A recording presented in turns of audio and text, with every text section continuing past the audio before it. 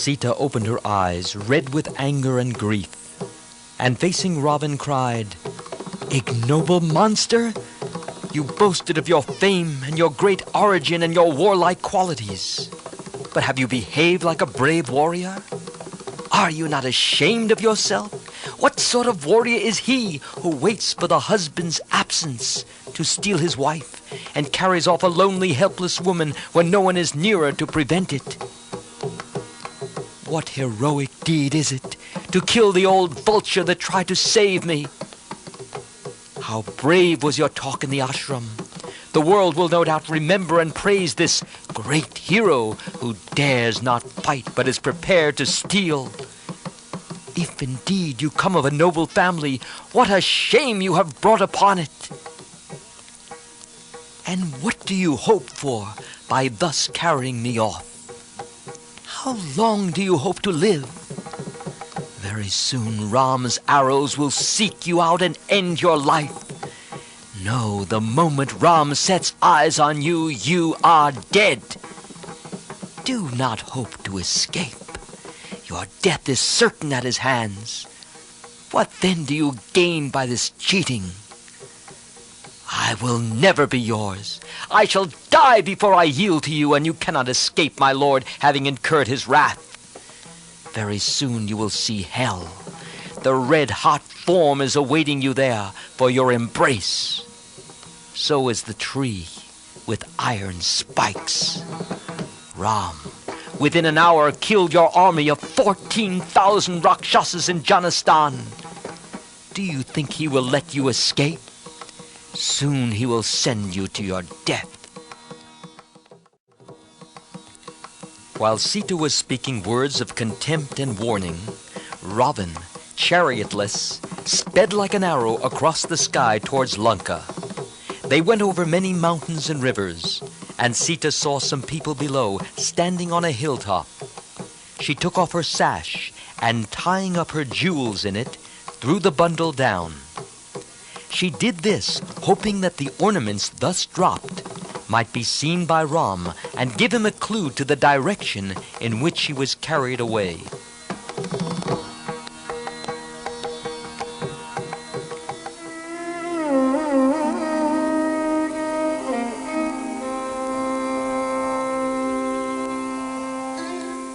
Crossing Lake Pampa and then the sea, Ravana entered the city of Lanka.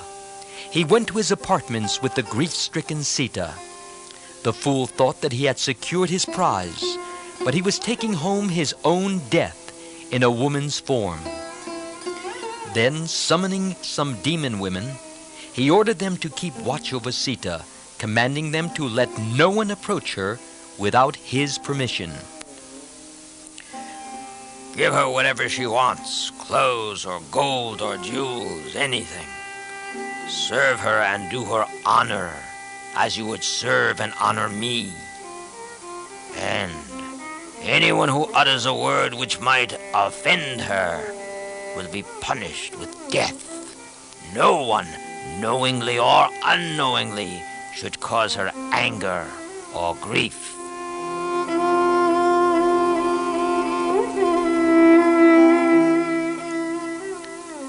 Having thus installed Sita in the inner apartment, he considered what should be done next.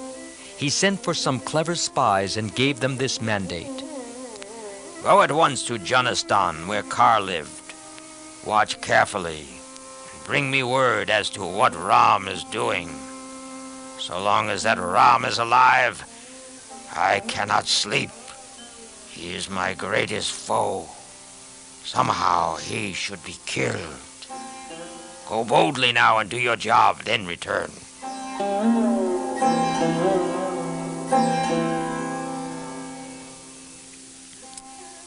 Imprisoned within a fortress, on an island, Sita did not know where or how far she was from Ram. She expected that her lord would somehow arrive, kill Ravana, and redeem her. Though full of grief, thinking of the strength and prowess of her lord, she was bold and steady in mind. It was also some consolation that the Rakshasa king did not behave like a beast with her. Having dispatched his men to Janastan, Ravan returned to Sita's presence. He saw her overwhelmed by grief and shedding tears. The demon women were watching her with care. He thought that if she saw his wealth and power, she would yield to him.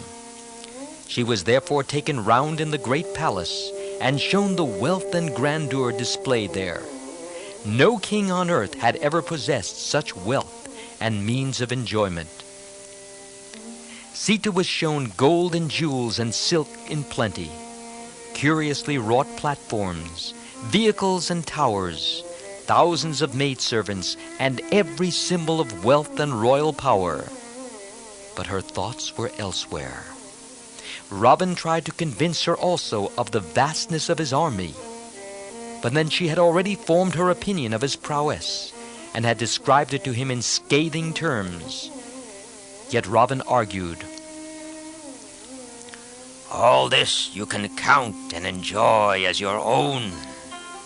You shall be my queen, dearer to me than life itself. I have many wives, but you, you shall be mistress of them all. Hereafter my love shall be for you and you alone. Listen to me. Do my bidding. For hundreds of miles the sea surrounds this island, which is guarded by thousands of mighty soldiers. So no one can enter this city. No one among the gods or demons can match me in might, and they know it.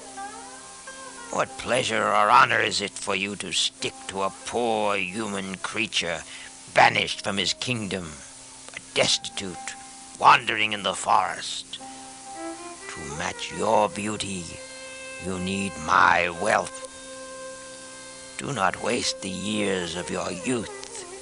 You are never again going to set eyes on Ram. Be certain of that. Ram cannot approach this city. Treat this whole kingdom as yours. Treat me and all the obedient gods as your slaves. Till now, because of your sins in some previous birth, you have suffered hardship. Hereafter, you will enjoy with me the fruits of your former merits. You will be the queen of Lanka and the wife of the lord of Lanka. Let us take our pleasure floating about the world in my aerial chariot Pushpaka. Let the cloud of sorrow disappear from your face, and let the moon of joy appear.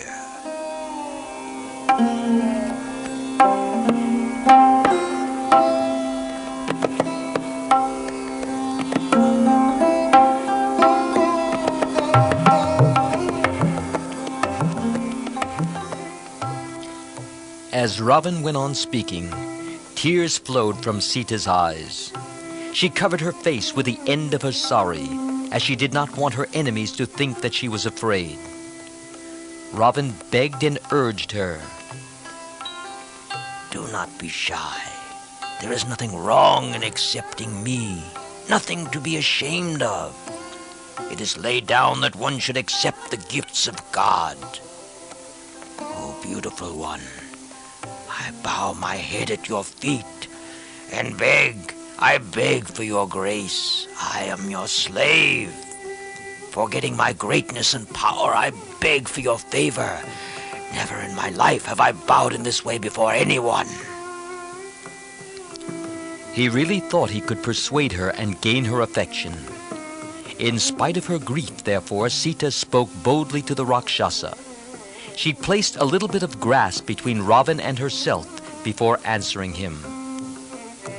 Boastful words were uttered by Ravan in monk's garb, sitting in front of the fruit served by her in Panchavati. Imprisoned Sita now spoke, as if in echo of those words. Know who I am. Dasarath was famed in all the three worlds. He reigned long and stood as a bulwark of duty and defender of truth. His son Ram, of godlike presence and lion-like valor, is my husband. He and his brother Lakshman will surely take your life. You know how Kar and his army were destroyed in Janistan by my lord? As easily as an eagle carries a venomous serpent, he destroyed your huge army in Janistan. Because you have secured a boon that no god or demon can kill you, you have dared to make Ram your enemy. You think your boon will save you, but I tell you, you cannot escape.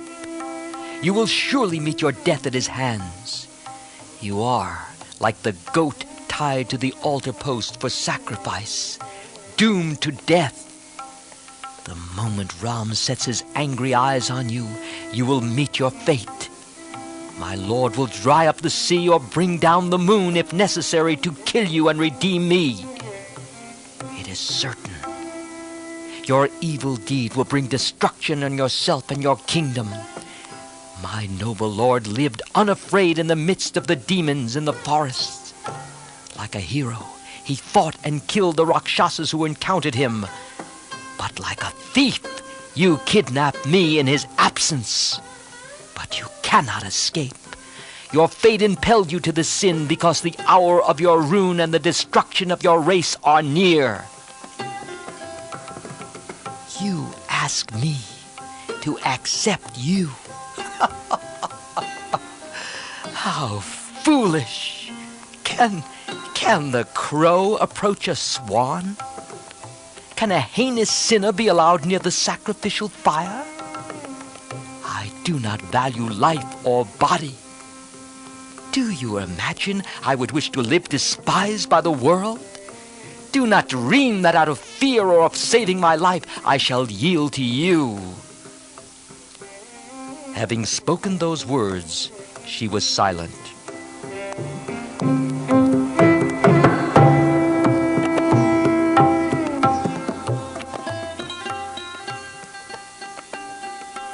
Is that so? Very well then. I shall give you 12 months' time. If you agree to accept me, well and good. But if at the end of that period you refuse, my cooks will make meat of your body for my breakfast.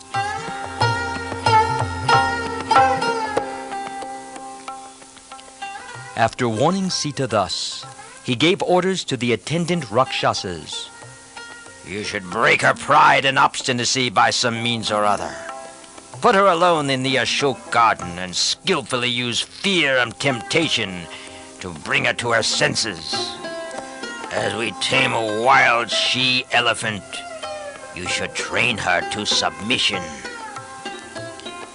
And angrily he went to his palace.